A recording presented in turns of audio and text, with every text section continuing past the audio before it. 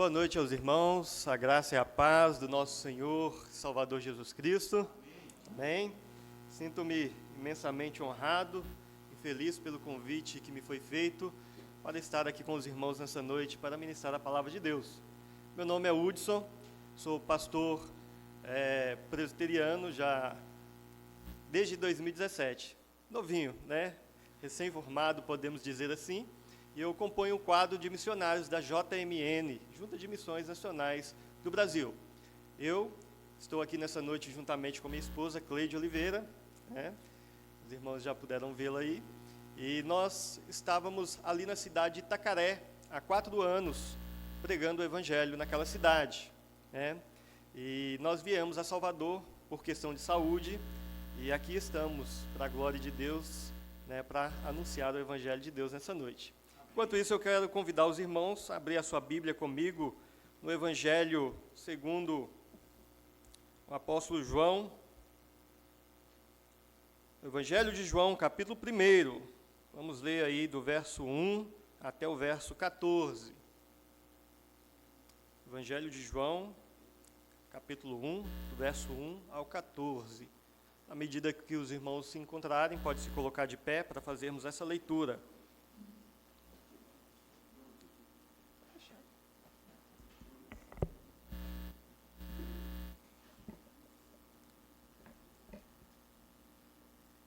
Evangelho de João, capítulo 1,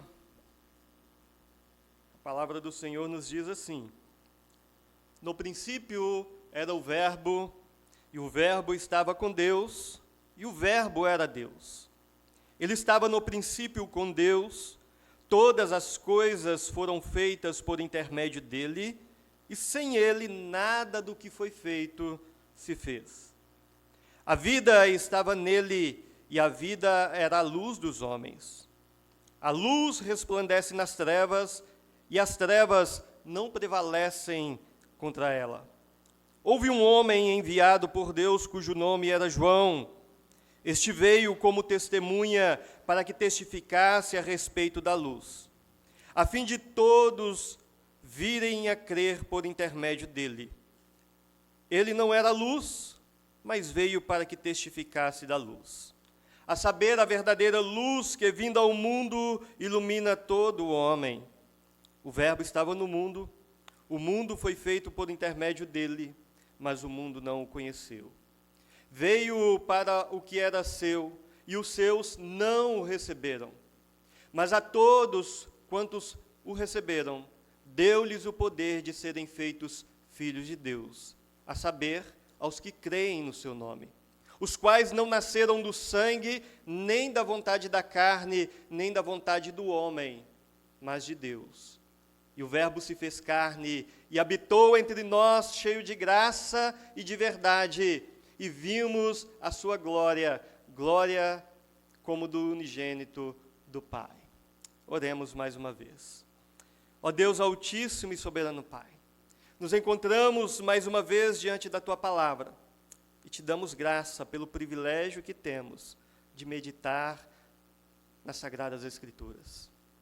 Clamamos a ação poderosa do Teu Santo Espírito nessa noite, ó Deus, para que venha trazer ao nosso coração, ó Deus, essa palavra. Que possamos, ó Deus querido, nesta noite, sermos impactados pela palavra do Senhor. Amém. Ó Deus, que a Tua palavra encontre guarita em nosso coração e traga transformação para as nossas vidas. Oramos, ó Pai querido, no nome santo e precioso de Cristo Jesus. Amém, amém. E amém. Podeis assentar. Meus irmãos, no ano de 1969, o presidente dos Estados Unidos, Richard Nixon, fez a seguinte declaração: Hoje é o dia mais importante para a humanidade, o dia em que o homem colocou os pés na lua. Billy Graham, grande evangelista do século XX, reagiu a essa afirmação de Nixon dizendo: o dia mais importante para a humanidade não foi o dia em que o homem colocou os seus pés na lua, mas sim o dia que o próprio Deus colocou os seus pés nessa terra. Essa afirmação de Billy Graham, ela é extraordinariamente confirmada pelas Sagradas Escrituras. Em 1 Reis, no capítulo 8, versículo 27, o sábio Salomão questionou: de fato habitaria Deus na terra? No texto que nós acabamos de ler, o evangelista João traz uma resposta positiva a este questionamento de Salomão. Como vimos aqui no verso 14, que o Verbo se fez carne e habitou entre nós.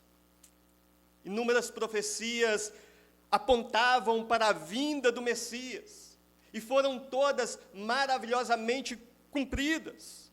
O servo sofredor de Isaías 53 finalmente saiu das páginas do papiro para as páginas da história.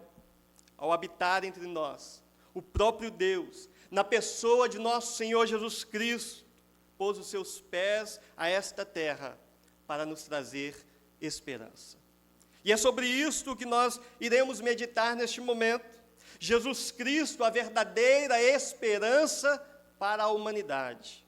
O texto que nós acabamos de ler traz pelo menos duas verdades acerca da pessoa de Jesus Cristo, nas quais nos levam a depositar a nossa confiança naquele que é a verdadeira esperança para mim e para você nessa noite. A primeira verdade que esse texto traz acerca da pessoa de Jesus Cristo fala sobre a sua divindade. João inicia esse evangelho dizendo: no princípio era o Verbo. Quando ele usa esta expressão, no princípio, a nossa mente volta ao primeiro livro da Bíblia Sagrada, a expressão onde diz que no princípio criou Deus os céus e a terra. Meus irmãos, João usa aqui esta expressão, no princípio, para nos lembrar da pré-existência eterna e divina do Verbo que se encarnou. Confirmadas aqui nos versos 2 e verso 3, que ele estava no princípio, no momento da criação, todas as coisas foram feitas por intermédio dele, e sem ele nada do que foi feito se fez. Ele é desde o início. Ele sempre existiu. Ele não é desde que nasceu, e sim desde a eternidade. O apóstolo Paulo, escrevendo aos Colossenses, no capítulo 1, verso 15, diz que ele é a imagem do Deus invisível, o primogênito de toda a criação. Tudo foi criado por meio dele e para ele. Nele todas as coisas subsistem. O escritor da carta aos Hebreus acrescenta: tu, Senhor, no princípio estabeleceste os fundamentos da terra, e os céus são obras das tuas mãos. Portanto, meus queridos, Jesus sempre existiu. Ele é eterno. Jesus é o Verbo. Esta é a sua identidade. É isso que João traz aqui neste evangelho. No princípio era o Verbo. Essa é a identidade de Jesus Cristo. Aqui está a declaração na qual nós devemos nos firmar. Jesus não é apenas o Verbo de Deus. Ele não apenas estava com Deus, mas ele é o próprio Deus, a segunda pessoa da Trindade Santíssima. E como Deus, ele tem vida em si mesmo. O verso 4 diz que a vida estava nele, a vida provém dele, ele é a própria vida, a vida provém do nosso Senhor e Salvador Jesus Cristo. Portanto, diante da divindade do nosso Senhor Jesus Cristo, nós podemos afirmar categoricamente nesta noite que Jesus é a verdadeira esperança para a humanidade, porque ele nos deu vida. Por ele ser a própria vida, ele nos trouxe a vida. O maior presente que o homem poderia receber é a vida eterna. Em Romanos, no capítulo 6, versículo 23, diz: porque o salário do pecado é a morte, mas o dom gratuito de Deus é a vida eterna em Cristo Jesus, nosso Senhor. Estávamos mortos nos nossos delitos e pecados, mas Jesus Cristo veio para nos dar vida, porque Ele é o dono da vida. A vida eterna encontramos somente na pessoa de nosso Senhor Jesus Cristo, o Verbo eterno. Essa vida eterna, ela não pode ser comprada. Ela não pode ser comprada por nada, por obras. E muito menos ela é merecida. Nós não merecemos a vida eterna. Ela é um presente, é uma dádiva do nosso Deus, Pai Todo-Poderoso. Porque pela graça sois salvos mediante a fé. E isto não vem de vós, é dom de Deus, não de obras, para que ninguém se glorie. Nós herdamos a vida eterna pela fé na pessoa de nosso Senhor Jesus Cristo. Mas não é uma fé subjetiva, não é mero conhecimento intelectual, não é uma fé temporal, é a fé salvadora. É confiar e confessar que Jesus Cristo é o Senhor para a salvação da nossa alma. Jesus Cristo, Senhor, Salvador da minha alma. Em Romanos 10, 9 e 10 diz que se com a tua boca confessares Jesus como Senhor, e em teu coração creres que Deus o ressuscitou dos mortos, serás salvo. Porque com o coração se crê para a justiça, e com a boca se confessa a respeito da salvação. Mas a todos quanto receberam, diz aqui, no versículo 12, deu-lhes o poder de serem feitos filhos de Deus, a saber, aos que creem no seu nome. Essa fé salvadora, essa fé que nos leva a crer na eternidade do nosso Senhor Jesus Cristo, que tem vida em si mesmo e trouxe essa vida para nós. É o nome de Jesus Cristo, o nome pelo qual importa que sejamos salvos. Por isso nós podemos afirmar que Jesus é a verdadeira esperança para a humanidade, porque Ele é Deus, e somente Ele pode nos garantir a vida eterna. Quando falamos de esperança, o que vem à mente da maioria das pessoas? Quando pergunta qual é a sua esperança, o que você espera? A maioria das pessoas pensam numa virada radical na sua vida, sempre assim ligado à área financeira.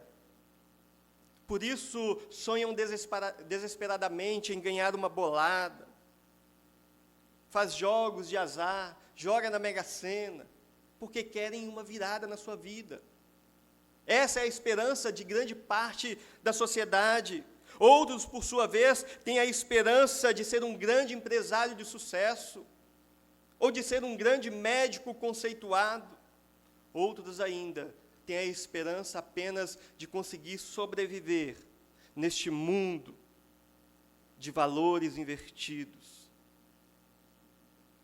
Essa esperança pautada em coisas materiais nos revela que a busca da humanidade é a busca pelo sentido da vida.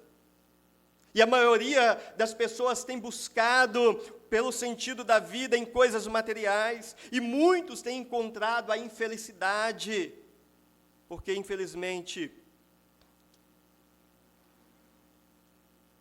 sofreram tantas decepções na sua vida.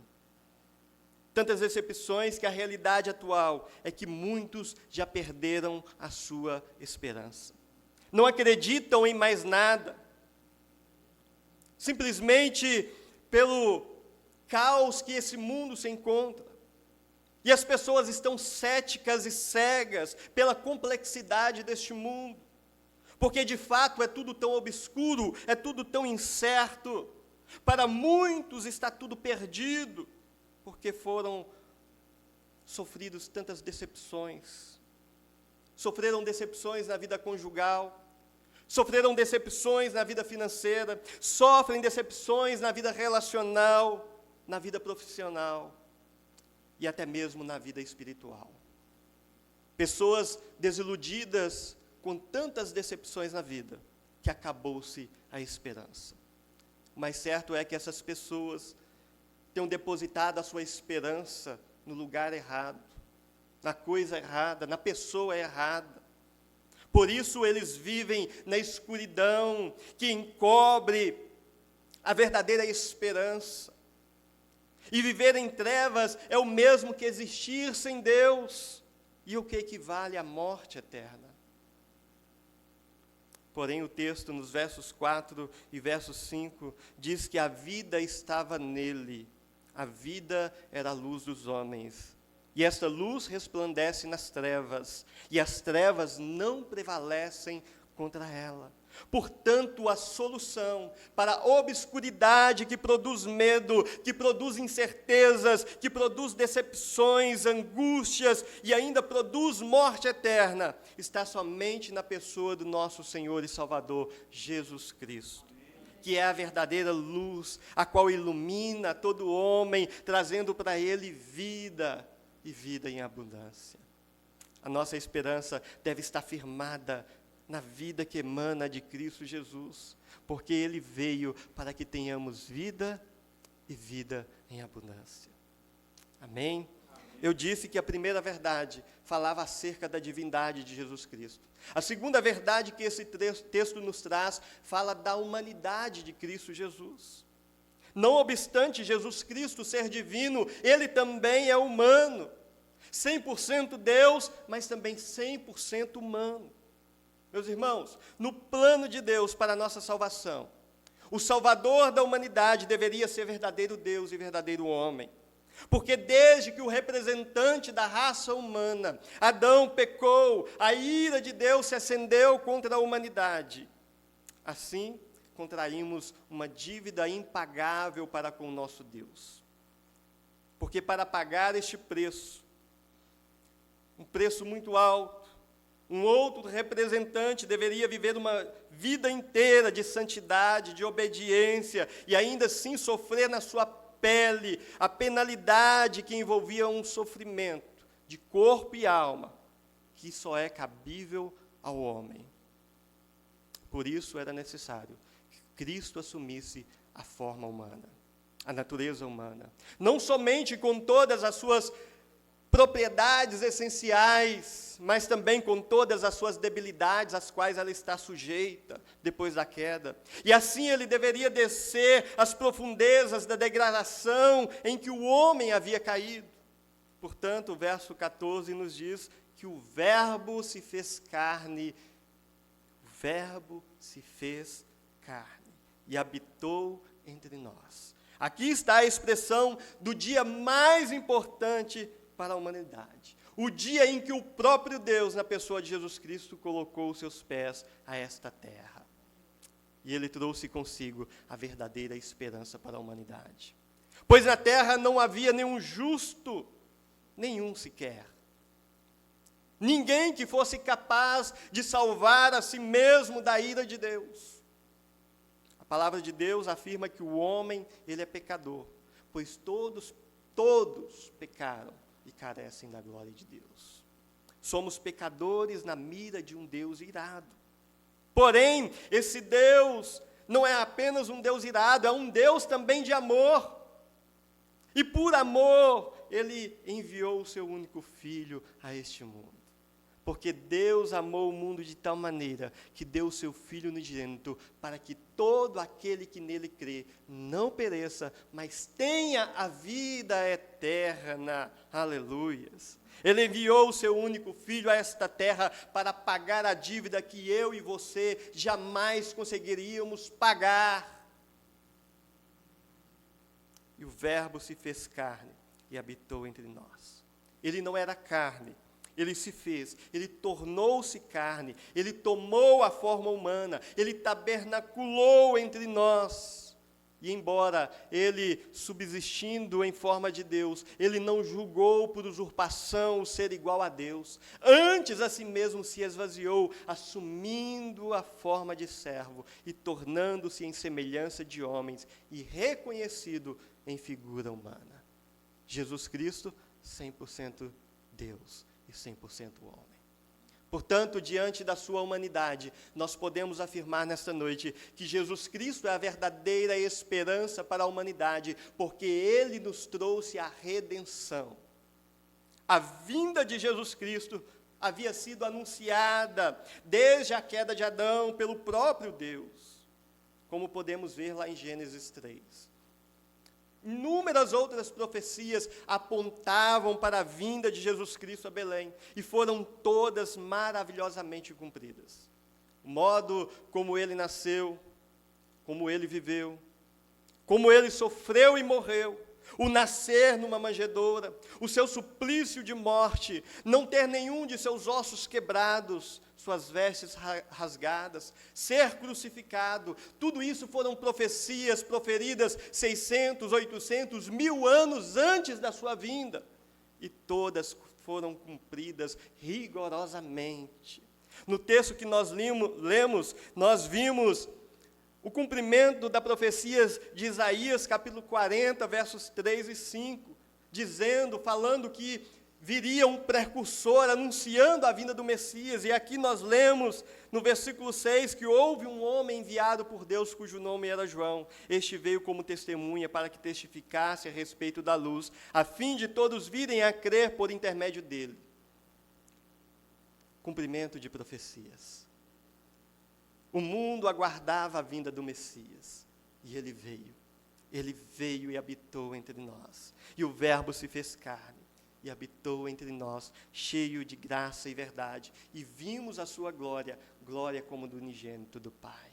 Ele veio para trazer luz a um mundo que estava em trevas, ele veio para um povo específico, mas esse povo não conheceu, como nós podemos ver nos versículos seguintes. Ele veio para o que era seu, mas os seus não receberam, versículo 11. Mas a boa notícia para mim e para você nessa noite é que todos quantos o receberam, deu-lhes o poder de serem feitos filhos de Deus. Aleluia. Sua vinda nos proporcionou a redenção. Nele nós somos redimidos e sem ele jamais seríamos redimidos. Lucas, capítulo 1, versículo 68. Diz: bendito seja o Senhor Deus de Israel, porque visitou e redimiu o seu povo e nos suscitou plena e poderosa salvação. Jesus é o Deus homem que viveu nesta terra, padeceu as mesmas injúrias que nós padecemos, mas de forma muito mais intensa. Tudo aquilo que nós sofremos não se compara ao sofrimento de Cristo Jesus aqui nesta terra. Ele sabe bem o que nós passamos, porque Ele passou por tudo o que nós passamos, e de forma muito mais intensa. Como homem, Ele foi tentado, mas diferente do primeiro Adão, Ele não sucumbiu às tentações e não pecou. Ele permaneceu firme em santidade. Como homem, Ele se angustiou lá no Getsêmani. Você já se angustiou na sua vida alguma vez? Jesus também se angustiou. Você pode conferir no relato de João, capítulo 12, versículo 27, que ele se angustiou quando estava orando no Getsêmani. Como homem, ele também se perturbou em espírito, como relata João no capítulo 13, versículo 21. Ele também se entristeceu, e com profunda tristeza, como relata Mateus, capítulo 26, versículo 38.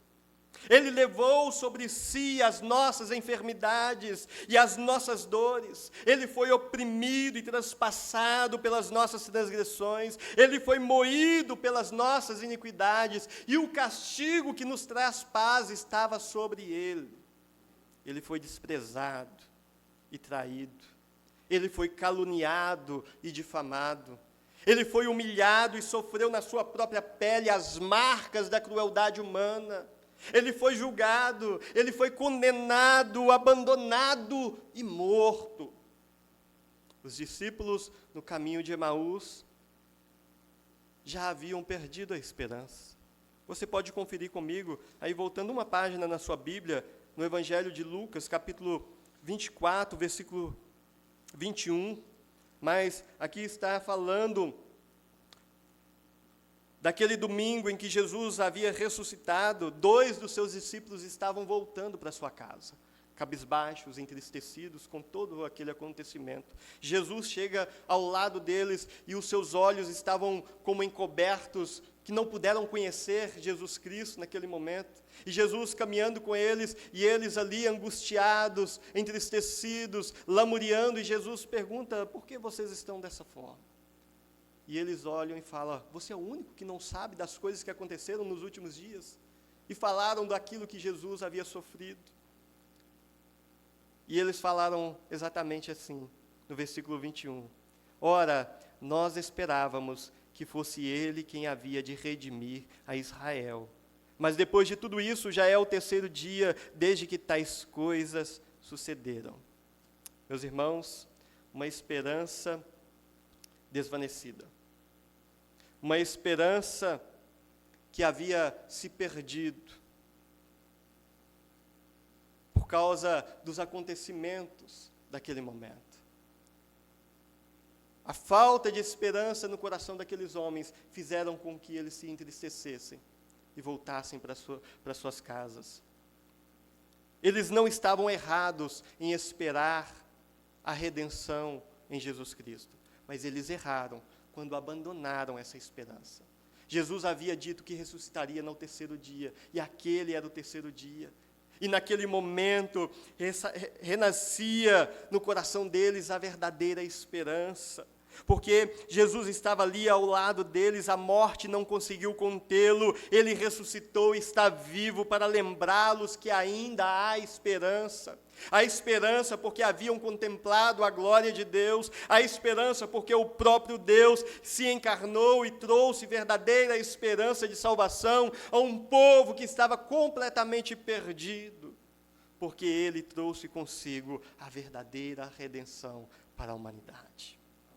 Em Cristo nós somos redimidos, porque Deus, Ele nos libertou do império de trevas e nos transportou para o reino do Filho do seu amor, no qual temos a redenção, a remissão dos nossos pecados em Cristo Jesus. Aleluia. Não podemos jamais, meus irmãos, perder essa esperança. É nela que devemos estar firmados, agarrados. Ele nos garante vida, Ele nos garante redenção. Ele nos perdoa de todos os nossos pecados. Jesus, a verdadeira esperança para a humanidade.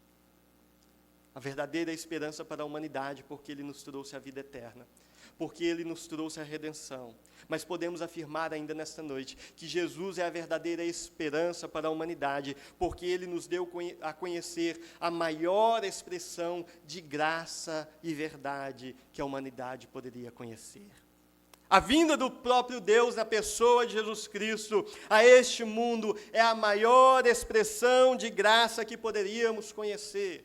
Graça é muitas vezes traduzida como amor, benignidade ou misericórdia. Portanto, a encarnação do Verbo, o entendimento do seu propósito, a sua crucificação e a sua ressurreição é o clímax da graça condescendente do nosso Deus. É uma expressão de amor verdadeiro que nos leva a um constrangimento, como diz o apóstolo Paulo aos Coríntios, pois o amor de Cristo nos constrange. Amar e ser amado é algo sensacional. É muito bom quando amamos, fazemos de tudo por quem nós amamos, não é verdade? Até sofremos e suportamos muitas coisas, aprendemos até a perdoar, a esperar, como o relato do apóstolo Paulo aos Coríntios, porque o amor tudo suporta, tudo sofre, tudo crê, tudo espera. Mas o nosso sacrifício por quem nós amamos não se compara com o sacrifício de Deus em Cristo Jesus por nós. Esse amor nos envolve e nos faz ter uma nova perspectiva de vida. É um amor incondicional. Nós não merecemos. Eu fico assim, meus irmãos, totalmente constrangido com o amor de Deus, porque quem sou eu para receber o amor de Deus? Senão um pobre, miserável pecador. Quem somos nós? Nós não merecemos. Nós não merecíamos e continuaremos não merecendo o amor de Deus, mas Ele demonstrou esta graça maravilhosa através da pessoa de Cristo Jesus. E vimos a sua glória, glória como do gênero do Pai. O Verbo se fez carne e habitou entre nós, cheio de graça e de verdades. Aleluia. A maior expressão de graça que o homem poderia conhecer. O que dizer, meus irmãos, diante de um amor tão sublime? diante de um amor tão generoso como o amor de nosso Deus? O que nós temos feito diante do amor de Deus por nós, sem nós merecermos? O que nos resta fazer, meus irmãos, é somente entregarmos-nos a Ele. Deixar Ele conduzir a história da nossa vida, viver para Ele, andar de acordo com a vontade dEle. Como podemos viver a nossa própria sorte diante de um amor tão exponencial quanto o amor de Deus por nós? Mas o conceito de amor e de verdade no mundo de hoje está totalmente distorcido, totalmente mal interpretado. Por isso, muitos já perderam a sua esperança. As pessoas não acreditam em uma verdade absoluta, em um amor verdadeiro, não creem nesse amor imutável. No entanto, no meio deste mundo ingrato, ele manifestou o seu amor supremo na pessoa de Cristo Jesus. Porque Jesus é a maior expressão de graça e de verdade que a humanidade poderia conhecer. Para concluir, meus irmãos, nós vimos que Jesus é a verdadeira esperança para a humanidade, porque como Deus, Ele nos garantiu a vida eterna. Como homem, Ele pagou o preço da nossa dívida para com Deus e nos redimiu dos nossos pecados, e ainda nos deu a conhecer a maior expressão de graça e de verdade. Mas Ele também é a verdadeira esperança para a humanidade, porque Ele nos garantiu um lugar junto do Pai. Convido você a adiantar aí os textos e chegar em João, capítulo 14, versículo 1 a 3. João 14, 1 a 3. Diz assim: não se turbe o vosso coração, crede em Deus, crede também em mim. Na casa do meu Pai há muitas moradas, se assim não fora, eu vos teria dito, pois vou preparar-vos um lugar. E quando eu for e vos preparar lugar, voltarei e vos receberei para mim mesmo, para que onde eu estou, estejais vós também. Ele é o caminho, a verdade e a vida. Ninguém vai ao Pai senão por Jesus Cristo. O caminho é Ele mesmo. São os seus ensinamentos, o seu exemplo de vida, a sua piedade, a sua compaixão, o seu amor, a sua entrega. O mundo se desespera e se confunde, e se perde por não conhecer o caminho, por não conhecer a verdadeira esperança que transforma, que nos firma e nos conduz à vida eterna. Muitos são aqueles que já perderam a esperança da volta de Cristo Jesus.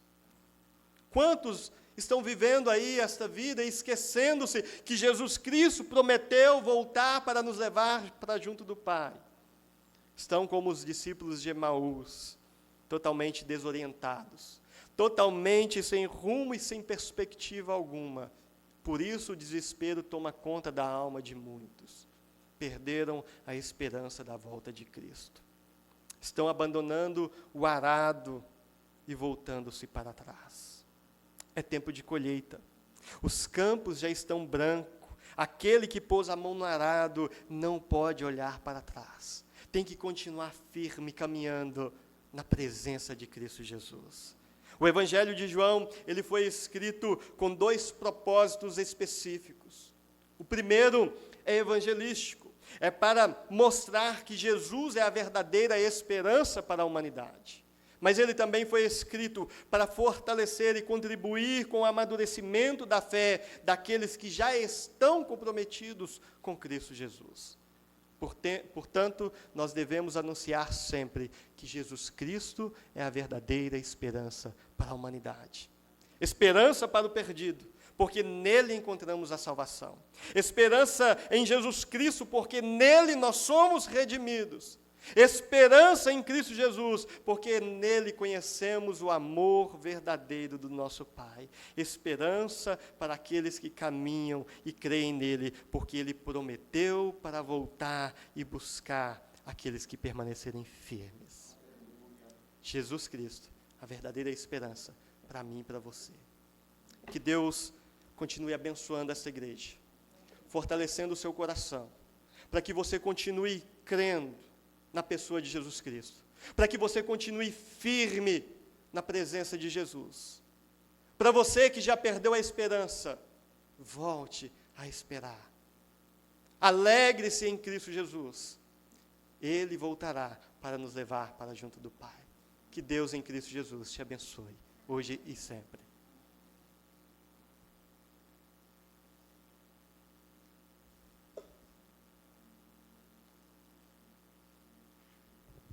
Deus prometeu o seu Filho. Ele já veio e já cumpriu toda a exigência da lei. E Jesus disse que voltaria pela segunda vez. Ele virá